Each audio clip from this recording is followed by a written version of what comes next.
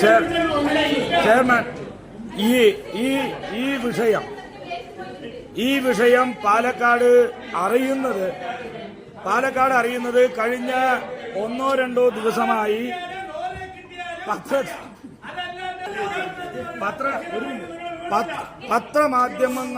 പത്രമാധ്യമങ്ങളിലൂടെയാണ് ഇത് പുറത്ത് നമ്മൾ അറിയുന്നത്.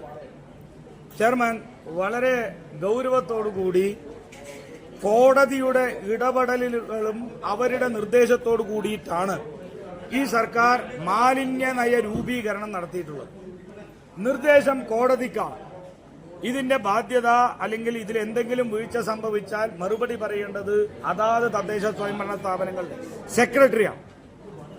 ഈ തരത്തിൽ വളരെ ഗൗരവത്തിൽ ഒരു വിഷയം ചെയ്യുമ്പോൾ ഇത് പത്രമാധ്യമങ്ങളിലൂടെ ഈ വിഷയം വന്നത് ബഹുമാനപ്പെട്ട HSIന് മറുപടി പറയുമെന്നാണ്.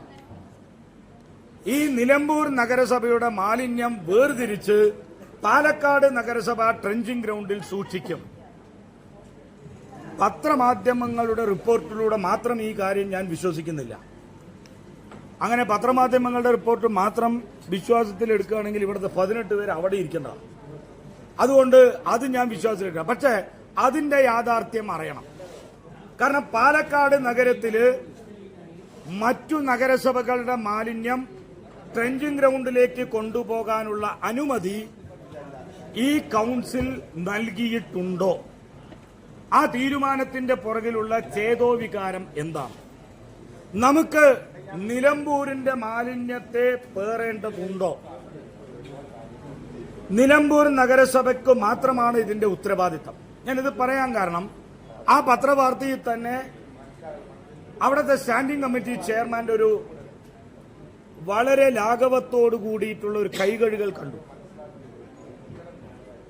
ഞങ്ങൾ ശുചിത്വ മിഷൻ അംഗീകരിച്ചിട്ടുള്ള അക്രഡിറ്റേഷൻ ഏജൻസിക്ക് കൈമാറി. അവരുടെ കാലാവധി 19-ാം തീയതി കഴിഞ്ഞു. ബാക്കിയുള്ള കാര്യങ്ങൾ ഞങ്ങൾക്ക് അറിയില്ല. ആ തരത്തിൽ കൈയൊഴിയാൻ സാധിക്കുന്നതാണോ സംവിധാനത്തിന്റെ ഉത്തരവാദിത്തം എന്ന് പറയുന്നത്? ഭരണഘടനാ സ്ഥാപനമാണ് ഒരു തദ്ദേശ സ്വയംഭരണ സ്ഥാപനം. കാരണം പാലക്കാട് നഗരത്തിലെ സാധാരണക്കാരനായ ഒരാൾ പൊതുവീതികളിൽ മാലിന്യമുണ്ടെങ്കിൽ പ്രാതല് മന്ത്രിയും കലക്ടറും നടക്കാൻ പോയി അതിന്റെ ഫോട്ടോ എടുത്ത് ഞങ്ങളുടെ സെക്രട്ടറിയോട് അത് എടുത്തു മാറ്റാൻ ആവശ്യപ്പെടുന്ന സംവിധാനമുള്ള ഒരു സ്ഥലത്ത് ഒരു തദ്ദേശ സ്വയംഭരണ സ്ഥാപനം അതിർത്തി മാറി തട്ടിയിരിക്കുക. ഇത് ഒന്നാമത്തെ ഇൻസിഡന്റ് അല്ല. നേരത്തെ സഹ കൌൺസിലർ ശശികുമാർ സൂചിപ്പിച്ചതുപോലെ തമിഴ്നാട് കൊണ്ടുപോയി തട്ടി. അപ്പൊ കേരളത്തിന്റെ മാലിന്യ നയത്തിന്റെ പേരിൽ ഓൺലൈനിൽ എല്ലാ തദ്ദേശ സ്വയംഭരണ സ്ഥാപനങ്ങളുടെ അധിപന്മാരെയും വിളിച്ച് അല്ലെങ്കിൽ കൌൺസിലർമാരെയും വിളിച്ച് സംസാരിച്ച മുഖ്യമന്ത്രി അതിദാരിദ്ര്യരെ പോലെ തന്നെ ഈ വിഷയത്തിലും കഴിഞ്ഞ 5 വർഷത്തിലേക്ക് അടുക്കുകയാണ് ഈ സർക്കാർ.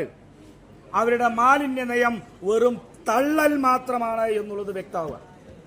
ഈ തള്ളൽ പാലക്കാട് നഗരത്തിലെ ജനങ്ങൾ ഉൾക്കൊള്ളണമോ? നമ്മുടെ പാലക്കാട് നഗരത്തിലെ മാലിന്യം വേർതിരിക്കുന്നത് ഹരിതകർമ്മസേനാംഗങ്ങളാ, അല്ലാതെ നഗരസഭാ ജീവനക്കാരല്ല, കണ്ടിയൻ ജീവനക്കാരല്ല ഇത് വേർതിരിക്കുന്നത്.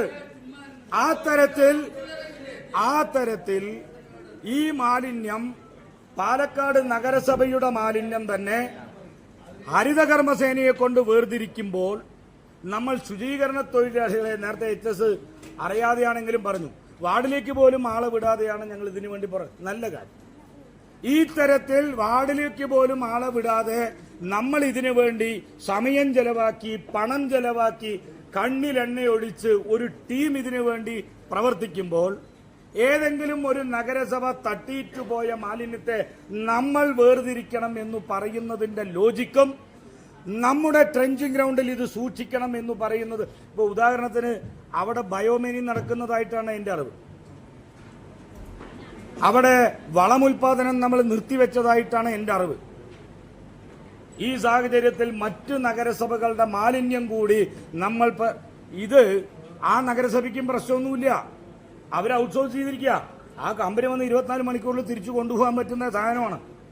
തരംതിരിക്കേണ്ടത് അവരെ ഹെഡേക്കാ. അത് ക്ലീൻ കേരള കമ്പനിക്ക് കൈമാറേണ്ടത് അവരുടെ ഉത്തരവാദിത്തമാണ്. പാലക്കാട് നഗരസഭാ കൌൺസിലിന്റെ അനുമതി ഇത്തരം മറ്റ് നഗരസഭകളുടെ മാലിന്യങ്ങൾ സൂക്ഷിക്കാൻ നഗരസഭയുടെ അനുമതി ആവശ്യമുണ്ടോ ഇല്ലയോ വ്യക്തമാക്കണം സെക്രട്ടറി. കാരണം ഈ തരത്തിലുള്ള തെറ്റായ മെസ്സേജാണ്. നാളെ മറ്റൊരു പഞ്ചായത്ത് ഇതേപോലെ രാത്രി തട്ടിയിട്ട് പോയാൽ അവർക്കെതിരെ ഒരു പോലീസ് കേസ് കൊടുക്കുക. പോലീസ് കേസ് എന്താവുമെന്ന് എനിക്കറിയില്ല.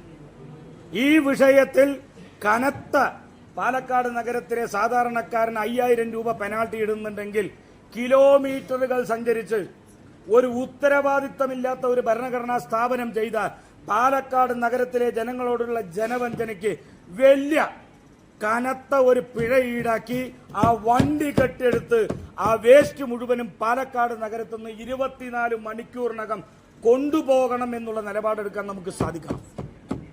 അതല്ലാതെ നമ്മൾ ഏതെങ്കിലും തരത്തിൽ അവർക്ക് ചെയ്താൽ, നാളെ തൊട്ടടുത്ത പഞ്ചായത്താണ് പ്രായരി, അവരിവിടെ കൊണ്ടിട്ടാൽ അതേ നിലപാട് നമുക്ക് എടുക്കേണ്ടി വരും.